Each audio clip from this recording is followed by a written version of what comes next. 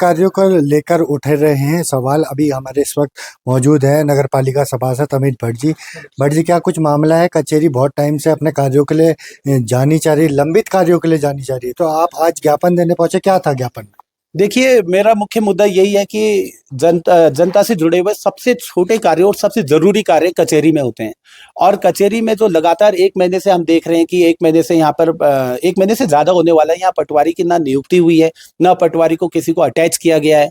और पटवारी के ना होने के कारण यहाँ के जितने भी कार्य हैं सारे के सारे पेंडिंग चल रहे हैं। हमारा ज्ञापन का मेन मुद्दा यही है कि जब मसूरी में एक स्थायी एसडीएम नहीं है, तो उसके एवज में कम से कम जो नायब तहसीलदार है वो मसूरी में स्थायी होने चाहिए और वो 7 दिन यहीं रहने चाहिए। और कम से कम पटवारी को 3 दिन मसूरी में होना ही चाहिए। आप ये लगाइए कि पटवारी यहाँ पर केवल हफ्ते में 1 दिन गुरुवार को आते हैं, और अगर गुरुवार को भी कोई सरकारी छुट्टी पड़ जाए या फिर कोई सरकारी काम पड़ जाए तो वो उस गुरुवार को भी नहीं आते, तो 15 दिन का गैप हो जाता है। जनता को इससे बहुत दिक्कत होती है। तो हमारा मानना है कि पटवारी कम से कम 3 दिन होने चाहिए। और बहुत सारी हमने इसमें अन्य चीजों का भी डिस्कशन किया है। बट जी, राजधानी की सबसे पास की कचेरी ये मानी जाती है, और मुख्यमंत्री की भी घोषणा थी कि ये तहसील बनेगी, तो लड्डू तो उसके बट चुके थे पर अभी तक तो कुछ दिखा नहीं। देखिए, तहसील बनाने की जो प्रक्रिया है, मैंने उसके बारे में बहुत जानकारी ली थी। तहसील बनाने की प्रक्रिया बहुत लंबी होती है और उसमें संसाधनों की बहुत जरूरत पड़ती है। मेरा कहना है कि तहसील जब तक ये तहसील बनती है तब तक कम से कम यहाँ की कचेरी ऑनलाइन तो होनी ही चाहिए। उत्तराखंड के दूर दूर गांवों में भी आप जाएंगे, मेरा एसडीएम साहब से बहुत लंबी मीटिंग भी हुई थी इस विषय में, हमने बहुत डिस्कशन किया था। एसडीएम साहब ने भी माना कि उत्तराखंड के कोनों कोनों की कचेरी ऑनलाइन है, पर मसूरी इतना नजदीक होने के बाद भी यहाँ की कचेरी के कार्य ऑफलाइन होते हैं। और ऑफलाइन होने के कारण क्या होता है कि हफ्ते में 1 दिन अधिकारी ने आना होता है, अगर वो भी नहीं आते हैं तो दिक्कत हो जाती है। कम से कम कचेरी ऑनलाइन रहती है तो जो अधिकारी होते हैं वो देहरादून में रह के भी जो भी डॉक्यूमेंट है उनको वेरीफाई तो कर सकते हैं। जनता का काम होना चाहिए।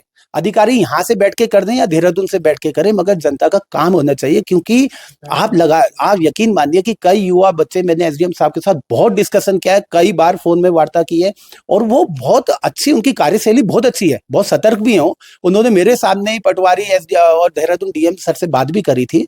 पर मुख्य बिंदु ये है कि सबसे मुख्य प्रशासनिक अधिकारी भी के बोलने से भी 1 महीने तक पटवारी की नियुक्ति नहीं हो पा रही है, तो ये सोचनीय बिंदु है। सरकार इतनी बड़ी बड़ी योजनाएं ला रही है और वो सारी योजनाएं डिजिटल इंडिया के ऊपर डिपेंड है, और हमारी कचेरी डिजिटल ही नहीं है। हमारे यहाँ पर पटवारी नायब तहसीलदार स्थायी नहीं है, तो सरकार की कई योजनाओं को पलीता लग रहा है। और एक मामला आप और बता रहे थे कि यहाँ पर 2 बच्चों का अभी एडमिशन रुक गया था क्योंकि यहाँ कचेरी खुली नहीं थी, क्या था वो? हाँ, ये बात मैंने एसडीएम साहब को बता रखी है। और अब मेरे को दुर्भाग्य कि उसकी लास्ट डेट 30 तारीख है, और 30 तारीख तक अब तो मेरे को लगता नहीं है कि डॉक्यूमेंट बन पाएंगे, क्योंकि अब तो 2-3 दिन ही बचे हुए हैं। तो उस बच्चे के एडमिशन तो 100% नहीं हो पाएगा। ये इसका सारा दोष यहाँ की कचेरी की जो कार्रवाई है उसके ऊपर जाता है। उस बच्चे का कोई दोष नहीं है। यहाँ पर कितने बच्चों लोगों की पेंशन लगनी है, उनकी पेंशन नहीं लग पा रही है, उसमें उन लोगों का कोई दोष नहीं है, क्योंकि आय प्रमाण पत्र ही नहीं बनेंगे जब तक पटवारी नहीं आएंगे।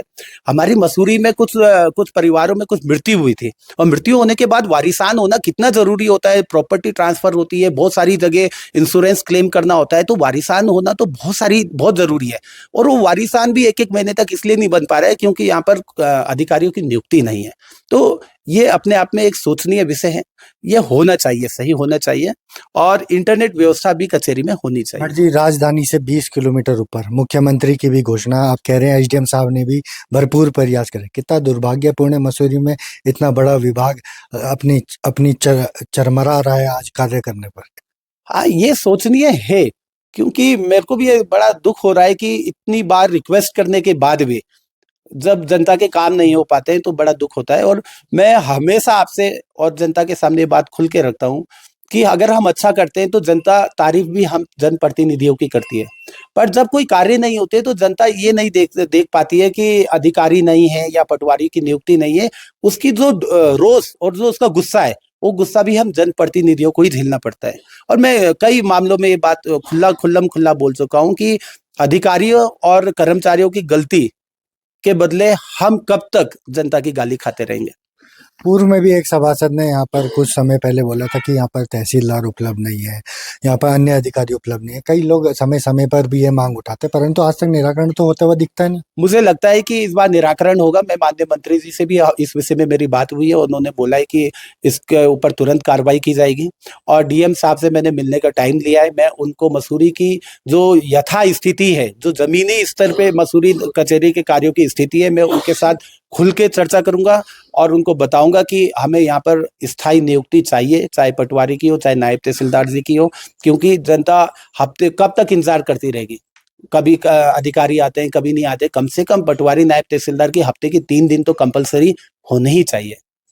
ये हमारे साथ अमित भट्ट जी, जिन्होंने अपनी कचहरी पर अपनी नाराजगी जताई, कहा कि हर संभव प्रयास करने के बाद भी यहाँ कचहरी चरमरा रही है, अपने कार्य नहीं कर पा रही है। कई बच्चों के स्कूल जाने का एडमिशन यहाँ रुके हैं, मरने के बाद वारिसनामा लेने के लिए भी बहुत दिक्कत आती है। ऑनलाइन भी मसूरी राजधानी से 20 किलोमीटर होने के बावजूद भी अब ऑनलाइन भी ये कचहरी नहीं है। तो बहुत सारी दिक्कतों का सामना उन्होंने बोला कि हमने कराया, और परंतु आगे जाकर हम इन दिक्कतों का सामना नहीं करेंगे। वो सख्ती से मंत्री जी पे जाएंगे, वो सख्ती से डीएम बड़े अधिकारियों पे जाएंगे, उनको मसूरी की धरातल वास्तविक स्थिति बताएंगे और इसका निराकरण जल्द से जल्द हो, ये हर संभव प्रयास करेंगे। ऐसी ताज़ा तरीन खबरों के लिए बने रहे उदय उत्तराखंड न्यूज़ के साथ।